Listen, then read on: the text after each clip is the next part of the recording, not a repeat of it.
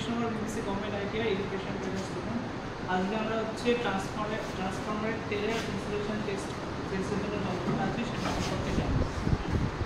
এখানে হচ্ছে কি এই যন্ত্রের হচ্ছে 240 ভোল্ট দিলে এই 240 ভোল্ট হচ্ছে এখানে তারের মাধ্যমে এই স্টেপ আপ ট্রান্সফরমারে আসবে, যা কী করবে এই সিনক্রোনাস মোটরের সাহায্যে এখানে দুটো টার্মিনালে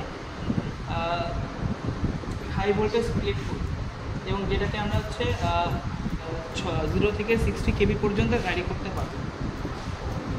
এবার এই ক্লিপটার হচ্ছে এই সুইচ সম্পর্কে জানবো।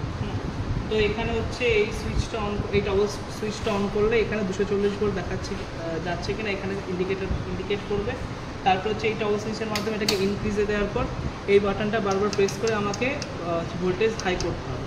ভোল্টেজ হাই করলে এখানে 0 থেকে 60 কেবি পর্যন্ত ভোল্টেজটা আমি ভ্যারি করতে পারবো এবং এখানে এই দুই এন্ডে হচ্ছে এই হাই ভোল্টেজটা দেবে।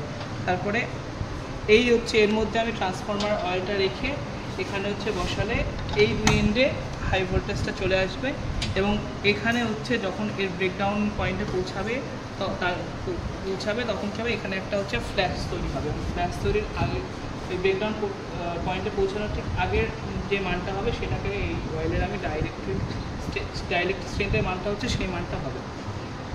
ঠিক আছে।